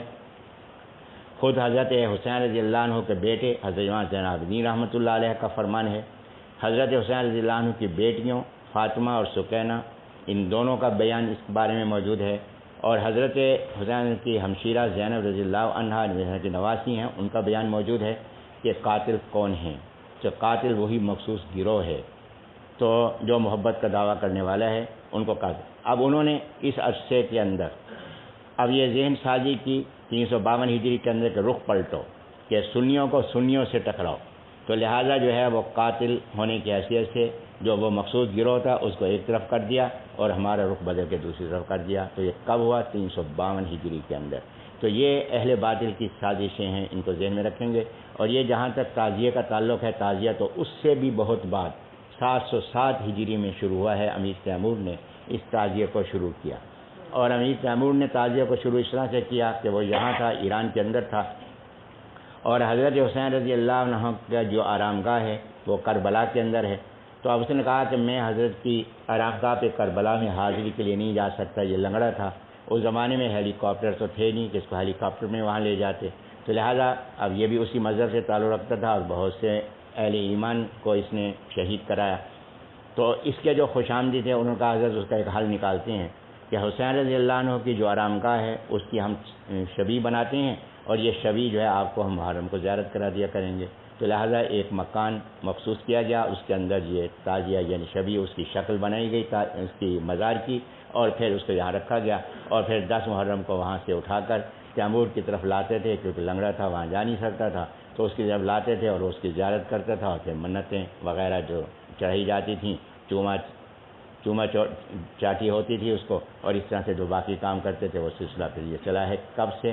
352 ہجری سے تعزیہ شروع ہوا، اور یہ تعزیہ کا نظام شروع ہوا 707 ہجری میں، جبکہ حضرت حسین کی شہادت ہوئی ہے 61 ہجری میں. اسی سے آپ اندازہ فرما لیں کہ حقائق جو ہیں وہ کیا ہیں. دوسری بات جس رکوع سے معلوم ہو رہی ہے کہ فرمایا یا ایھا الذین آمنوا، یہ پہلا خطاب ہے پورے قرآن مجید کے اندر. اللہ تبارک و تعالیٰ نے 88 مقام پر اہل ایمان سے خطاب فرمایا ہے. حضرت عبداللہ بن مسعود رضی اللہ عنہ کا ارشاد گرامی ہے، فرمایا کہ جس جگہ یا ایھا الذین آمنوا آئے تو اہل ایمان کو چاہیے کہ پوری طرح متوجہ ہو جائیں، یہ تصور کر لیں کہ میرا رب مجھ سے خطاب کر رہا ہے، رب ہمارا ہم سے خطاب کر رہا ہے. تو یہ پہلا موقع ہے یہاں اللہ تبارک و تعالیٰ نے ارشاد فرمایا. اب ایک بات تو یہ دوسری بات جو قابل غور ہے کہ دیکھیں کہ نبی علیہ الصلوۃ والسلام سے پہلے جو انبیاء علیہ السلام تشریف لائے، اللہ تعالیٰ نے کسی نبی علیہ السلام کی امت سے براہ راست خطاب نہیں فرمایا. اللہ نے خطاب فرمایا موسیٰ علیہ السلام سے کہ اپنی امت کو یہ پیغام دے دو. اللہ تعالیٰ نے عیسیٰ علیہ السلام سے فرمایا کہ اپنی امت کو یہ پیغام دے دو. ایسے ابراہیم علیہ السلام سے، نوح علیہ السلام سے اللہ نے نبی سے خطاب کیا ہے کہ یہ پیغام اپنی امت کو دے دیں. یہ نبی علیہ السلام کی برکات کی وجہ سے اس امت کا اعزاز ہے کہ اللہ نے براہ راست اس امت سے خطاب فرمایا ہے. یہ اللہ کا بہت بڑا اعزاز ہے جو اللہ نے عطا کیا ہمیں. ایک بات تو یہ یہاں قابل غور ہے. پھر ایک بات یہ قابل غور ہے، یہاں اللہ نے فرمایا یا ایھا المسلمون، اے مسلمین فرمایا اللہ نے نہیں. اللہ نے یہاں کیا فرمایا؟ یا ایھا الذین آمنوا، یا ایھا الذین اسلموا کہا. کیا ہے مسلمین؟ نہیں. اللہ نے یہاں المسلمین کہا نہیں، یا ایھا الذین آمنوا فرمایا کہ اے ایمان والو. تو معلوم ہوا کہ اس امت کے نبی علیہ السلام کے جو امتی ہیں، حضرت کی پیروی کرنے والے ہیں، ان کا امتیاز، ان کی بنیادی خصوصیت ایمان ہے. اسلام یہ تو منافقین بھی اختیار کرتے ہیں. اسلام کہتے ہیں ظاہری شکل کو، ایمان کہتے ہیں دل کی کیفیت کو. تو پہلے تو اپنے دل کی کیفیت کو درست کرو. مسلمان ہونے کا دعویٰ تو منافقین بھی کرتے تھے کہ اللہ تبارک و تعالیٰ خود قرآن مجید میں فرما رہا ہے کہ یہ آپ کی خدمت میں آتے ہیں اور آ کے کہتے ہیں کہ ہم گواہی دیتے ہیں. یہ بات آگے آئے گی قرآن مجید میں 28ویں پارے میں. ہم گواہی دیتے ہیں کہ آپ اللہ کے رسول ہیں. اللہ نے فرمایا کہ اللہ جانتا ہے کہ آپ اللہ کے رسول ہیں، لیکن اللہ یہ گواہی دے رہا ہے کہ یہ جھوٹے ہیں، یہ دل کی بات نہیں کر رہے، یہ زبان سے اپنی بات کا اظہار کر رہے ہیں. تو اس لیے فرمایا اسی طرح سورۃ حجرات کے اندر کہ فرمایا کہ کچھ یہ لوگ جو ہیں یہ گنوار، یہ آپ کی خدمت میں حاضر ہوں گے اور خدمت میں حاضر ہو کے کہیں گے قالوا آمنا، یہ آ کے کہیں گے حضرت ہم ایمان لائے. فرمایا نہیں، ولیکن قولوا اسلمنا، تم اپنے آپ کو مومنین مت کہو، تم اپنے آپ کو مسلمین کہو. تم ظاہری لحاظ سے اسلام کو قبول کیے ہوئے ہو، تمہارے دل کے اندر ایمان نہیں. تو معلوم ہوا کہ بنیادی صفت المسلمین نہیں، بنیادی صفت المؤمنین ہے. اس لیے نبی علیہ الصلوۃ والسلام کے صحابہ کرام رضوان کو اللہ تبارک و تعالیٰ نے قرآن مجید میں المسلمین نہیں فرمایا. آمن الرسول بما انزل الیہ من ربہ والمسلمون نہیں، والمؤمنون. تو اسی طرح اللہ تبارک و تعالیٰ نے ایمان کی صفت سے اس امت سے خطاب فرمایا یا ایھا الذین آمنوا، کہ وہ لوگ جو ایمان لائے. تو یہ معلوم ہوا کہ ایمان جو ہے اس کو بنیاد کی حیثیت حاصل ہے۔ اور اس کے بعد اللہ تبارک و تعالیٰ نے یہ بات ارشاد فرمائی کہ یہ جو کافر ہیں اور یہ جو مشرک ہیں اور یہ یہودی ہیں، اہل کتاب ہیں، فرمایا کہ یہ تم سے حسد رکھتے ہیں کہ اللہ نے تمہیں یہ اعزاز کیوں عطا فرمایا، تو ان کی باتوں میں نہ آنا۔ ان کا ایک اعتراض یہاں اللہ تعالیٰ نے بیان فرمایا، یہ اعتراض آپ اس سے اندازہ فرمائیں۔ دیکھیں یہ کلام ہے نا، اللہ کا کلام ہے، جی اللہ کا کلام ہے۔ اللہ تبارک و تعالیٰ بھولتا ہے؟ جی نہیں، اللہ تو نہیں بھولتا۔ جب اللہ نہیں بھولتا تو اللہ حکم کو منسوخ کر کے دوسرا حکم کیوں نازل فرماتا ہے؟ تو لہذا اس سے معلوم ہوا کہ یہ کلام اللہ کا کلام نہیں، یہ نبی علیہ السلام کا اپنا بنا ہوا کلام ہے۔ اس لیے کہ اللہ کی بات تو حتمی بات ہے، اللہ کی بات میں تو تبدیلی نہیں ہوتی۔ اب جو سن رہا ہے وہ یہ کہہ رہا ہے کہ دیکھیں کتنے ماشاءاللہ گہری نظر ہے ان کو، کتنی گہری بات ہے، اور یہ کیا کہہ رہے ہیں۔ یہاں ایک بنیادی بات اس کو ذہن نشین فرمائیں، ایک ہے خبر، ایک ہے حکم، کہ اللہ کی طرف سے جو نازل ہوا ہے وہ ہے خبر، اور دوسری قسم ہے حکم، کہ اللہ نے خبر دی کہ قیامت ہوگی، اللہ نے خبر دی کہ اس طریقے سے جزا اور سزا کے فیصلے ہوں گے، یہ خبر ہے۔ اللہ تعالیٰ نے حکم دیا نماز قائم کرو، زکوٰۃ ادا کرو۔ اب یہ ہے کہ پورے قرآن مجید میں دیکھیں کہیں خبر کے اندر نسخ ہے کہ خبر میں کوئی تبدیلی آئی ہو، کہ کہیں اللہ نے ایک بات کی خبر دی ہو پھر اللہ نے جو ہے تبدیل کر کے دوسری خبر دے دی ہو کہ پہلی خبر صحیح نہیں تھی دوسری خبر صحیح تھی، کہیں نہیں۔ خبر کے اندر کہیں تبدیلی نہیں، پورے قرآن مجید کے اندر خبر میں کہیں تبدیلی نہیں۔ تو خبر میں تبدیلی نہیں تو معلوم ہوا کہ کوئی غلطی نہیں ہے۔ اگر خبر میں تبدیلی ہو تو غلطی، کہ میں نے آپ سے کہا کہ حضرت میری معلومات یہ ہیں، کہ میری معلومات یہ ہیں کہ فلاں صاحب یہاں آئے تھے، پھر میں نے کہا نہیں وہ میں نے تحقیق کی ہے وہ صاحب نہیں تھے، فلاں صاحب تھے، فلاں صاحب آئے، تو یہ ہے غلطی، یہ انسانی غلطی ہے۔ کیا پورے قرآن مجید میں کہیں خبر کی اصلاح ہے یا خبر کا نسخ ہے؟ خبر کا نسخ کہیں نہیں، حکم کا نسخ ہے، کہ حکم کا نسخ ہے کہ یہ کام کرو، پھر حکم دیا کہ یہ کام کرو۔ اب یہ جو حکم میں تبدیلی ہوتی ہے تو کیا یہ لا علمی کی دلیل ہے؟ میں صرف آپ سے ایک مثال آپ کے سامنے رکھتا ہوں۔ آپ کی طبیعت ناساز ہوئی، آپ حکیم صاحب کے پاس گئے، ڈاکٹر صاحب کے پاس گئے، آپ نے نبض دکھائی، نبض دیکھ کے انہوں نے آپ کو فوری طور پہ کہا کہ یہ دوائی لے جائیں اور اس کو 24 گھنٹے استعمال کر کے پھر آپ آئیں۔ 24 گھنٹے کے بعد آپ جب تشریف لے گئے تو انہوں نے اب آپ کی طبیعت دیکھی، طبیعت دیکھنے کے بعد انہوں نے دوائی مستقل دی اور دوائی تبدیل کر کے دی۔ تو کیا نعوذ باللہ من ذالک یہ حکیم صاحب، یہ ڈاکٹر صاحب یہ جاہل تھے، ان کو پتہ نہیں تھا؟ نہیں، یہ مریض کے حالات کے مطابق انہوں نے دوائی کا استعمال کیا ہے۔ جب ایک سمجھدار حکیم، ایک سمجھدار ڈاکٹر حالات کو دیکھ کر تبدیلی فیصلے کرتا ہے تو خالق کائنات تو حالات کو زیادہ جاننے والا ہے کہ کون سی بات مناسب ہے کون سی بات مناسب نہیں، تو اللہ نے اس کے مطابق حکم نازل کیا۔ تو حکم میں تبدیلی غلطی کی وجہ سے نہیں، حکم کی تبدیلی حالات کے تغیر اور تقاضے کی وجہ سے ہے، اور اگر یہ تغیر و تبدل نہ ہوتا نعوذ باللہ من ذالک تو اللہ کے علم کی نفی ہوتی کہ اللہ کو تو پتہ ہی نہیں تھا، اور اللہ تبارک و تعالیٰ نے اس میں اتنا نقصان ہو گیا، اللہ نے اس کی تبدیلی نہیں فرمائی۔ تو یہ تبدیلی حالات کے لحاظ سے ہے، یہ تبدیلی لا علمی کی وجہ سے نہیں، تو اس بات کو بھی آپ ذہن میں رکھیں گے۔ تو اس کے بعد اللہ تبارک و تعالیٰ نے یہ بات ارشاد فرمائی کہ اللہ قادر مطلق ہے، کسی کو حق نہیں کہ اللہ پر اعتراض کرے کہ اللہ پہلے یہ حکم دیا تھا اب یہ حکم دیا ہے، نہیں فرمایا اللہ قادر مطلق ہے، اللہ علیم کل ہے، اللہ جانتے ہیں کہ کون سا موقع کس حکم کے لیے مناسب ہے۔ اس کے بعد پھر اللہ تبارک و تعالیٰ نے یہ بات ارشاد فرمائی کہ یہ جو اہل کتاب ہیں یہ تم سے حسد کرتے ہیں اور ان کی پوری کوشش ہے کہ تمہیں ایمان سے محروم کر دیں، لہذا ان سے اپنے آپ کو تم بچا کر رکھو اور اللہ کے حکم کی تعمیل جو ہے وہ کرتے رہو۔ پھر اس کے بعد اس رکوع کے آخر میں اللہ تبارک و تعالیٰ نے یہ بات ارشاد فرمائی ہے کہ فرمایا کہ ان کا دعویٰ ہے، یہودی کہتے ہیں کہ ہم جنتی ہیں اور عیسائی کہتے ہیں کہ جو ہم جنتی ہیں، تو فرمایا کہ ان کے بارے میں یہ ہے کہ ایک ضابطہ ہم بیان کر دیتے ہیں کہ لہٰذا ان سے آپ سوال کریں کہ جو تم دعویٰ کرتے ہو جنتی ہونے کا کوئی دلیل بھی ہے تمہارے پاس؟ کوئی اللہ نے تم پہ کوئی بات نازل کی ہے؟ یہ بات پہلے بھی آئی ہے کہ اللہ نے تم سے وعدہ کی ہے، وہ وعدہ کہاں ہے؟ یہاں اللہ تبارک و تعالیٰ نے فرمایا کہ تم ان سے سوال کرو، اور یہاں ایک اصول معلوم ہو رہا ہے، اصول معلوم یہ ہو رہا ہے کہ اہل باطل کے سوالوں کا جواب نہیں دینا، اہل باطل سے سوال کرنا ہے۔ جب آپ اہل باطل سے سوال کریں گے تو اس کی بنیاد نہیں ہے، تو ان کے بعد جواب نہیں ہوگا۔ تو یہاں بھی اللہ نے اس بات کی تعلیم دی کہ یہ اہل باطل ہیں، یہود، تو ان سے آپ سوال کریں۔ عیسائی اہل باطل ہیں، آپ یہ سوال کریں آپ کا دعویٰ ہے کہ ہم جنتی ہیں، تو فرمایا کہ آپ ان سے کہیں کہ دلیل بیان کرو کہ تم جنتی ہو، اس کی دلیل بیان کرو۔ فرمایا کہ ان کے پاس کوئی دلیل نہیں۔ ہاں فرمایا کہ ہم تمہیں طریقہ بتا رہے ہیں، ہم تمہیں ضابطہ بتا رہے ہیں کہ وہ ضابطہ کیا ہے، کہ کون جنتی ہے۔ فرمایا کہ جنتی ہونے کا ضابطہ جو ہے وہ یہ ہے کہ دو چیزیں اپنے سامنے رکھو گے، ایک ہے بلا من اسلم وجہ للہ محسن، ایک ہے اسلم اسلام، ایک ہے محسن احسان، کہ دو چیزیں کہ اسلام اور احسان، اسلام کیا ہے اور احسان کیا ہے، دو باتیں اسلام میں ہیں، دو باتیں احسان میں ہیں۔ فرمایا جو ان چار باتوں کو اختیار کرنے والا ہے وہ کامیاب ہے، اسی کے لیے اللہ کے ہاں اجر ہی اجر ہیں، جن کا کوئی اختتام نہیں اور جن کا شمار بھی نہیں کیا جا سکتا۔ یہ چار باتیں کون سی ہیں، اس کو ذہن نشین فرما لیا جائے۔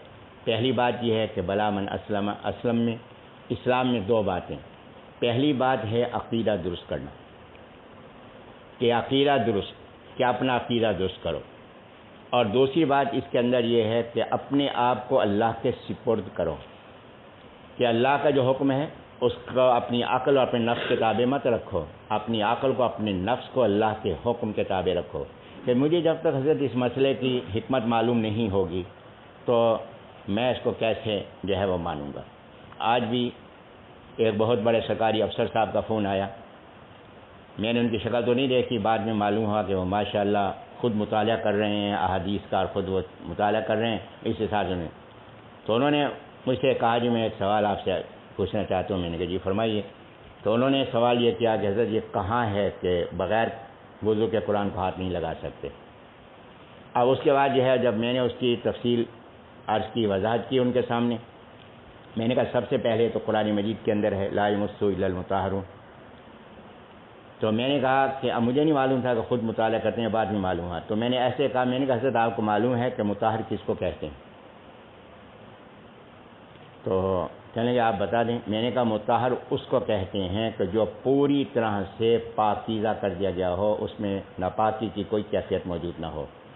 تو اب میں نے کہا مکمل پاکیزہ کون ہوگا؟ کہ جس کو غسل کی حاجت نہیں، جس کے جسم پر ناپاکی لگی ہوئی نہیں، غسل کی حاجت نہیں، اس کے بعد ابھی بھی وہ پوری طرح سے پاک نہیں ہے۔ کیسے؟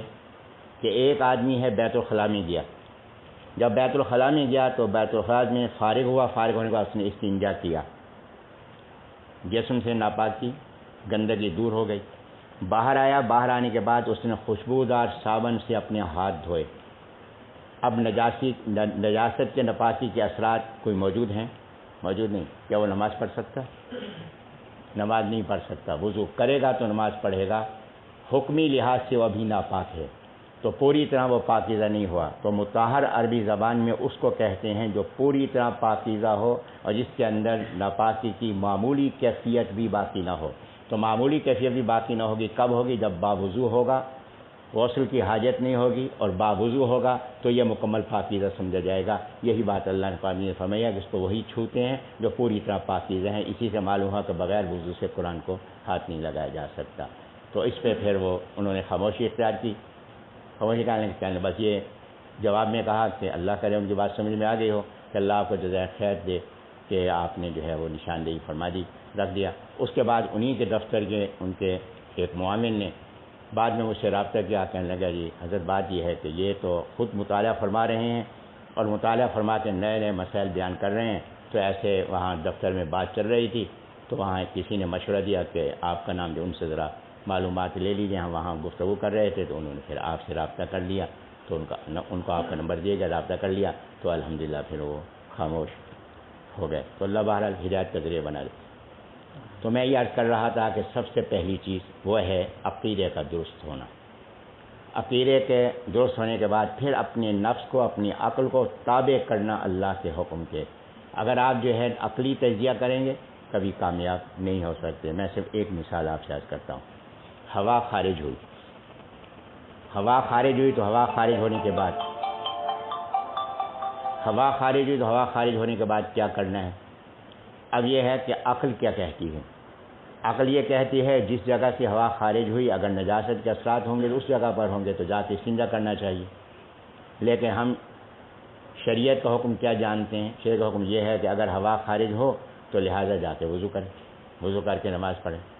اب عقل اس کی تائید نہیں کر رہی، ہاتھ سے تو کوئی چیز نہیں نکلی، چہرے سے تو کوئی چیز نہیں نکلی، پاؤں سے تو کوئی چیز نہیں نکلی، سر سے تو کوئی چیز نہیں نکلی، تو آپ جا کے ہاتھ دھوئیں، پھر آپ جا کے بازو دھوئیں، آپ جو ہے چہرہ دھوئیں، آپ پاؤں دھوئیں، تو ان سے کوئی چیز نکلی نہیں، ان کو دھوئیں۔ جہاں سے کوئی چیز نکلی ہے اس کو تو دھویا نہیں، اور جہاں سے کوئی چیز نہیں نکلی اس کو دھو رہے ہیں۔ عقل اس کو تسلیم نہیں کر رہی، اگرچہ اس کے اندر عقلی لحاظ سے بھی حکمتیں ہیں، لیکن بظاہر تو عقل اس کو تسلیم نہیں کر رہی۔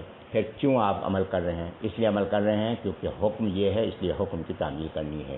ہماری عقل ناقص ہے اور اللہ کا حکم اور اللہ کی حکمت کامل ہے، تو لہذا نبی علیہ الصلوۃ والسلام نے اللہ کی طرف سے یہ جو بات بھی فرمائی اللہ کی طرف سے فرمائی ہے، تو اس کے اندر حکمت ہے۔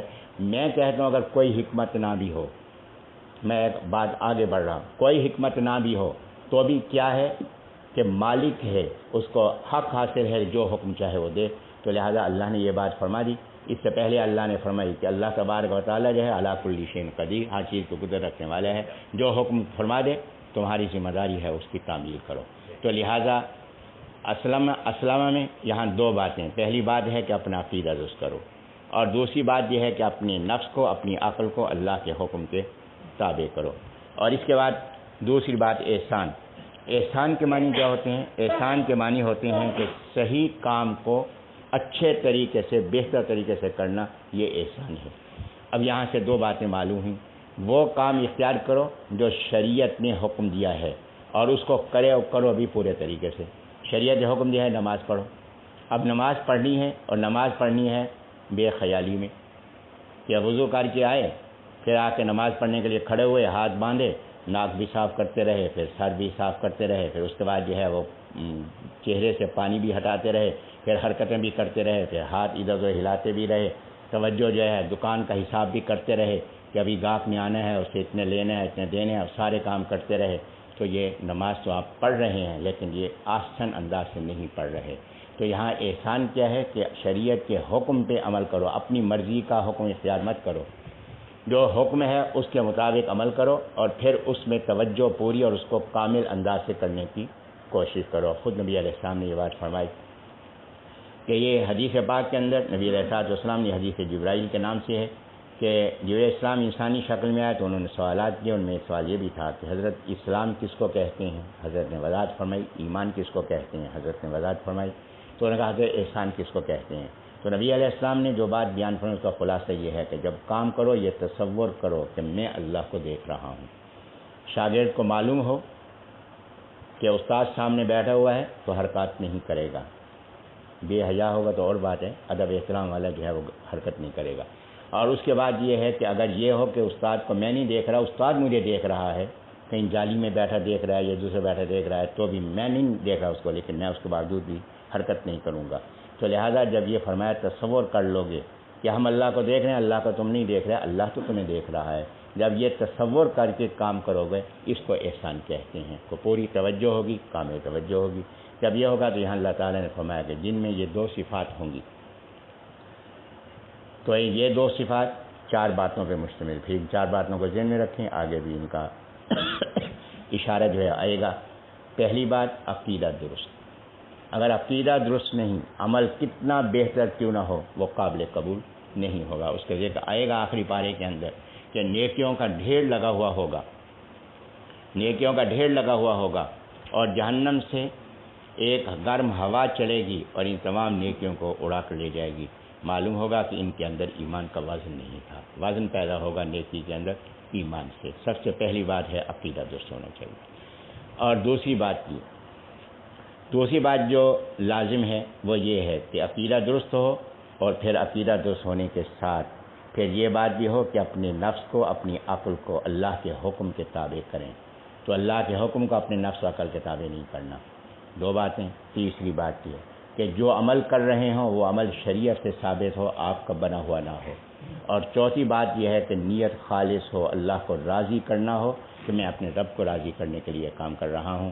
تو یہ چار باتیں جب پیدا ہوں گی تو میں اس کے نتیجے میں اللہ تبارک و تعالیٰ اجر عطا فرمائے گا، اور قیامت کے دن ان کو خوف نہیں ہوگا۔ کس بات کا خوف؟ عذاب کا خوف نہیں ہوگا، دنیا میں تو خوف ہوگا کہ اللہ تبارک و تعالیٰ معلوم نہیں ہمارے اس عمل کو قبول کرے یا نہ کرے، لیکن یہ ہے کہ جب قیامت دن حقائق واضح ہو جائیں گے، معلوم ہوگا کہ یہ نیکیاں ہیں، یہ گناہ ہیں، یہ نیکیاں قبولیت والی ہیں، اس پر خوف نہیں ہوگا عذاب کا۔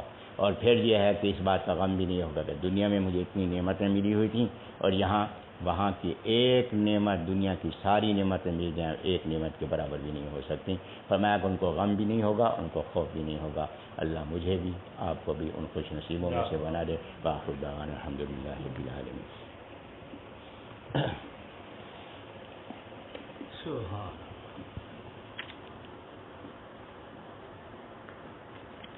تو قرآن مجید کی تلاوت کے حوالے سے ہم یہ اصول دیکھ رہے تھے، اور اس سے پہلے ایک بات ابھی ذکر بھی ہوا ہے کہ اللہ نے یا ایھا الذین آمنوا کہہ کر خطاب فرمایا ہے۔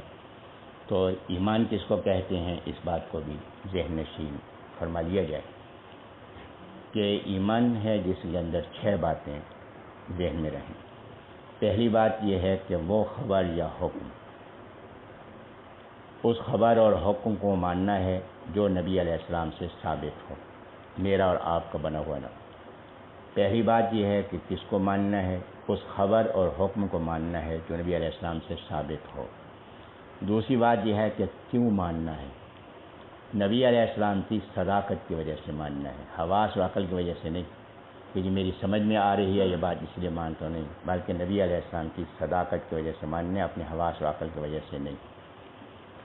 تیسری بات یہ کہ کس طریقے پہ ماننا ہے، حضرات صحابہ کرام رضی اللہ عنہم کے طریقے پہ ماننا ہے، اپنی مرضی کا مفہوم نہیں لینا، وہی مفہوم لینا ہے جو حضرات صحابہ کرام نے لیا ہے۔ چوتھی بات یہ ہے کہ ڈھیلا ڈھالا نہیں ماننا، شک اور شبہ کے بغیر ماننا ہے اور پکی طرح سے ماننا ہے۔ اور پانچویں بات یہ ہے کہ رسماً نہیں ماننا، دل سے سچ ماننا ہے۔ اور چھٹی بات یہ ہے کہ زبان سے اس کا اقرار کرنا ہے، اظہار کرنا ہے۔ تو یہ 6 باتیں ہوں گی ایمان۔ اب میں ایمان کی تعریف جو ہے یہ ان باتوں کو ملا کر کر رہا ہوں۔ وہ خبر یا حکم جو نبی علیہ السلام سے ثابت ہو، اسے نبی علیہ السلام کی صداقت کی وجہ سے صحابہ کرام رضی اللہ عنہم کے طریقے پر کسی شک و شبہ کے بغیر دل سے سچ ماننا اور زبان سے اقرار کرنا، اس کو ایمان کہتے ہیں۔ ایمان کی ضد جو ہے وہ کفر ہے۔ کفر کی بہت سی شکلیں ہیں جو اس وقت موجود ہیں۔ کفر کی ایک شکل ہے وہ ہے انکار، نہیں مانتے، میں اس بات کو نہیں مانتا، میں فرشتوں کا وجود نہیں مانتا، میں عذاب قبر کو نہیں مانتا، میں قیامت کو نہیں مانتا۔ اب یہ ہے کفر، یہ انکار کا کفر ہے، یہ بھی کفر ہے۔ ایک کفر ہے وہ ہے ارتیاب کا کفر۔ ارتیاب کا کفر ہے مانا ہے مگر شک اور شبہ سے مانا ہے، شکیہ انداز سے بات کی ہے، اجی سنا تو ہے کہ جناب حساب کتاب ہوگا، جائیں گے تو پتہ چلے گا، تو جب جائیں گے پتہ چلے گا تو ابھی موت تو کفر میں آ جائے گی، تو لہذا ماننا ہے شک اور شبہ سے نہیں، کفر ارتیاب کہتے ہیں جو شک اور شبہ کا۔ تیسری بات یہ ہے کہ مانا ہے، معنی بدل کے مانا ہے کہ معنی، اور یا ایھا الذین آمنوا اطیعوا اللہ، اے ایمان والو اطاعت کرو اللہ کی۔ یہ اللہ کی اطاعت کیسے کریں؟ یہ اس کا طریقہ یہ ہے کہ کیا کرو کہ قوانین فطرت، یہ فطرت کس نے بنائی ہے، قوانین کس نے، اللہ نے بنائے، ان قوانین فطرت کی اطاعت کرو۔ اس کی اطاعت کیا ہے کہ آگ جلاتی ہے، آگ میں ہاتھ میں ڈالو، پانی ڈبوتا ہے، اگر تیراکی نہیں جانتے تو پانی میں چھلانگ مت لگاؤ، یہ ہے اللہ کی اطاعت۔ اور اطیعوا الرسول، نبی علیہ السلام مرکزی شخصیت تھے، اس لیے مرکزی گورنمنٹ کی اطاعت کرو۔ وَأُولِي الْأَمْرِ مِنْكُمْ، تم میں سے جو حکمران ہیں، احکامات دینے والے ہیں، ڈی سی ہیں، اے سی ہیں، ان کی اطاعت کرو۔ اب یہ معنی تبدیل کیے ہیں، تو یہ ماننا نہیں ہے، وہی ماننا مقبول ہوگا جو صحابہ کرام کے طریقے پر مانا جائے گا۔ یہ بات آگے آ بھی رہی ہے۔ اسی طریقے سے یہ کفر الحاد ہے، اس کو کفر الحاد کہتے ہیں۔ ایک کفر ہے جو کفر نفاق ہے۔ کفر نفاق کیا ہے؟ کفر نفاق کیا ہے؟ دل سے نہیں مانا، حالات کی وجہ سے زبان سے اقرار کر لیا، ہاں جی میں بھی مانتا ہوں، یہ قرآن مجید، ہاں جی یہ اصل قرآن ہے، میں مانتا ہوں، زبان سے اقرار کیا، دل سے نہیں مانا، اس کو کفر نفاق کہتے ہیں۔ کفر نفاق ایک صورت ہے جس کو کفر تقیہ کہتے ہیں، دل میں نہیں مانا، دل میں کفر ہے، زبان سے مان رہا ہے لیکن اس انداز سے مان رہا ہے کہ ماننا بھی دھوکے سے ہے، شاید سمجھنے والے جو ہیں وہ اس کے دھوکے کو سمجھ رہے ہیں، عام آدمی اس کو نہیں سمجھ رہا، تو یہ کفر تقیہ ہے، یہ نفاق کی سب سے زیادہ سخت صورت ہے، اس کو کفر تقیہ کہتے ہیں۔ تو یہ کفر کی مختلف صورتیں ہیں، اور ان سے پھر ایک بات جو ہے جس کا کفر ہونا میں اندازہ نہیں ہے اس کو ذہن نشین فرما لیں، وہ ہے کفر استہزاء۔ دیکھیے مسواک کرنا یہ فرض نہیں ہے، یہ مستحب ہے کہ آپ اگر وضو میں مسواک کریں گے تو فضیلت ہو جائے گی، نماز کا ثواب بھی بڑھ جائے گا، اگر نہ کریں تو کوئی گرفت نہیں ہے اس پہ۔ لیکن کوئی آدمی جو ہے نہیں کرتا مسواک، نہ کرے، کافر نہیں ہے، فاسق بھی نہیں ہے، لیکن اگر وہ یہ کہہ دیتا ہے کہ میاں اور یہ ڈنڈا ہاتھ میں لے کے منہ میں کیوں پھیر رہا ہے، اب یہ اس نے مذاق کیا ہے۔ جب دین کی کسی بات کا مستحب کا بھی مذاق کرے گا تو ایمان خارج ہو جائے گا، اس لیے احتیاط کرنا جو ہے اس میں ضروری ہے، اس کو کفر استہزاء کہتے ہیں، اور اس سے بچنا جو ہے وہ ضروری ہے۔ جہاں تک تجوید کے اصولوں کا تعلق ہے تو یہ بات گزارش کی گئی تھی کہ زبر ہے اس کے بعد الف نہ ہو، زیر ہو اس کے بعد جزم والی یا نہ ہو، پیش ہو اس کے بعد جزم والی واو نہ ہو، تو آواز کی مقدار چھوٹی ہوگی۔ کہ آواز کی مقدار اس کو چھوٹی کریں گے، آ، کا، بل، من، ان، یہ چھوٹی مقدار ہے۔ چھوٹی مقدار کا اندازہ پہلے دن میں نے عرض کیا تھا کہ انگوٹھے کی نوک چھوٹی انگلی کے اندر والے سرے پہ رکھیں گے اور پہلے پورے کے آدھے حصے تک جو آواز ادا کریں گے یہ چھوٹی مقدار کی آواز ہوگی۔ اور اسی طرح اگر زیر ہے اس کے بعد جزم والی یا نہ ہو تو بھی آواز کی مقدار چھوٹی ہوگی۔ بی، لی، زد، ہم، من، تو یہ آواز کی مقدار چھوٹی ہوگی۔ اگر پیش ہو اس کے بعد جزم والی واو نہ ہو تو بھی آواز کی مقدار جو ہے وہ چھوٹی ہوگی۔ ہو، تو، تب، کم، ہم، تو اس کو چھوٹی مقدار میں ادا کریں گے۔ اور اگر دو زبر ہوں اس کو بھی چھوٹی مقدار میں ادا کریں گے، بن، تن، من۔ اور اگر دو زیر ہوں اس کو بھی چھوٹی مقدار میں جو ہے اس کو ادا فرمائیں گے، اور اسی طرح اگر دو پیش ہوں تو ان کو بھی چھوٹی مقدار میں ادا کریں گے۔ پہلی آواز زبر زیر پیش کی ہوگی، دوسری آواز جو ہے وہ جزم والے نون کی ہوگی، ٹھیک ہے۔ اور اس کی مشق یہ ہے کہ چھوٹی مقدار کی علامتیں ہیں، ان کو چھوٹی مقدار میں ادا فرمائیں گے۔ اور اس کے بعد جہاں تک تلفظ کا تعلق ہے تو ہم نے کل کلمہ شہادت کا تلفظ کیا تھا، آج ہم نماز کے کلمات کا تلفظ کر رہے ہیں۔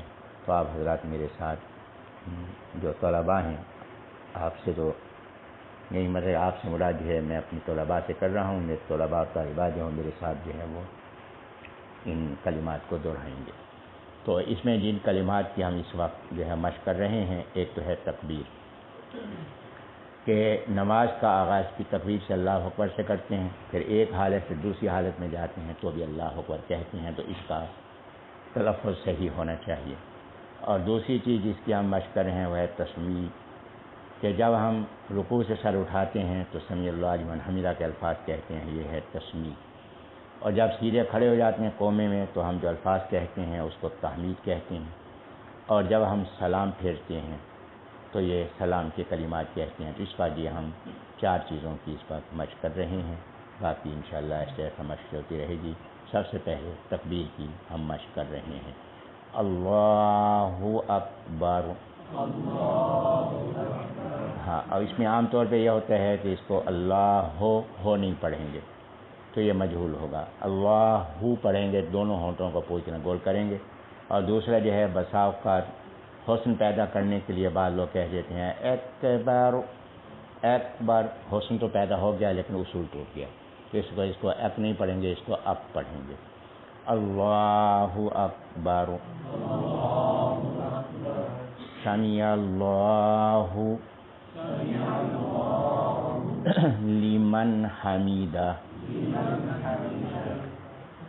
ربنا لک الحمد، السلام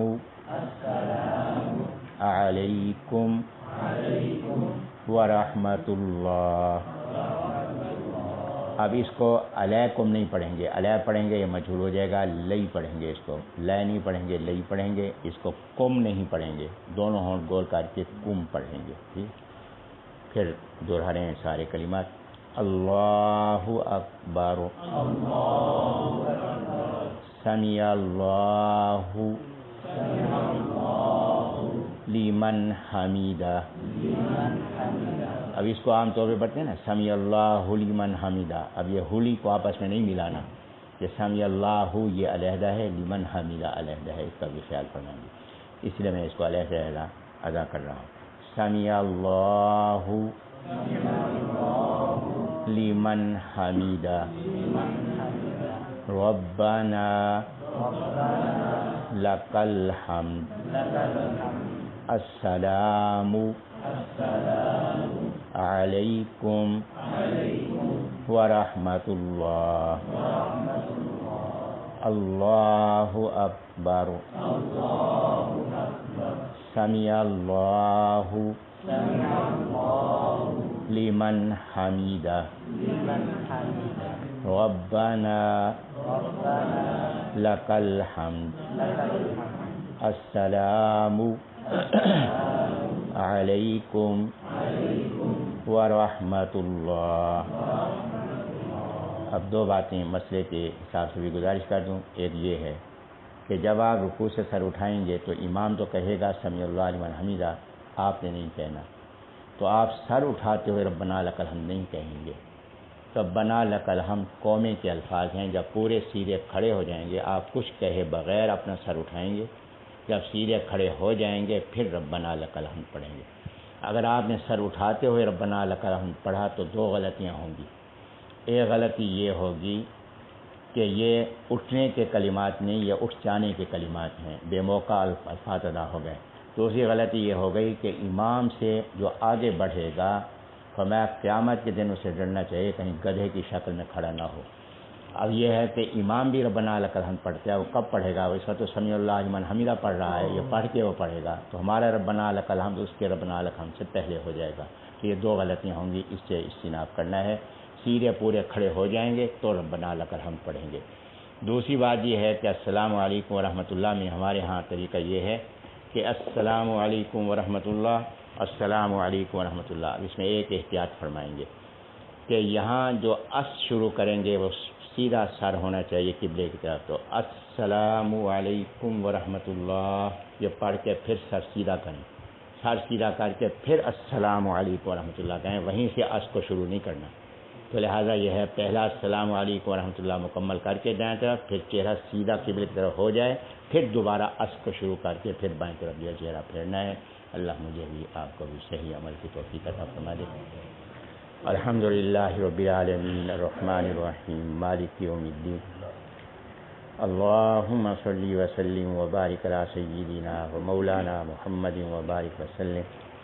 اللہم انا نسألک رضاک والجنہ ونعوذ بک من غضبک والنار. اللہم اغفر لنا ولوالدینا ولأولادنا ولإخواننا الذین سبقونا بالایمان ولجمیع المؤمنین والمؤمنات انک انت العفو الکریم انک انت الغفور الرحیم. اللہم انا نسألک خیر الدنیا وخیر الآخرہ ونسألک العفو والعافیۃ والمعافاۃ فی الدنیا والآخرہ. اللہم اید امیر المؤمنین والمجاہدین اللہم انصرهم ولا تنصر علیہم. اللہم ثبت اقدامهم انک انت علی کل شیء قدیر. اللہم ربنا تقبلنا وتقبل ازواجنا واولادنا واموالنا واحبابنا واقاربنا وجميع المسلمین والمسلمات كما تقبلت اصحاب النبی صلی اللہ علیہ وسلم. اللہم نور قلوبنا بالایمان كما نورت قلوبهم وألف بين قلوبنا كما ألفت بين قلوبهم. اللهم ارزقنا حبك وحب نبيك وحب أصحاب النبي صلى الله عليه وسلم وارزقنا اتباعهم بإحسان وأدخلنا معهم في جنات الفردوس برحمتك يا أرحم الراحمين. وتقبل منا إنك أنت السميع العليم وتب علينا إنك أنت التواب الرحيم. اللهم ربنا نجنا من القوم الظالمين اللهم إنا نسألك علما نافعا وعملا متقبلا ورزقا حلالا طيبا واسعا وسيعا كثيرا نافعا في الدنيا والآخرة وشفاء من كل داء اللهم اغفر وارحم وأنت خير الراحمين اللهم إنا نسألك من خير ما سألك منه نبيك محمد صلى الله عليه وسلم ونعوذ بك من شر ما استعاذ منه نبيك محمد صلى الله عليه وسلم أنت المستعان وعليك البلاغ ولا حول ولا قوة إلا بالله العلي العظيم صلى الله تعالى على خير خلقه محمد وعلى آله وأصحابه أجمعين برحمتك يا أرحم الراحمين.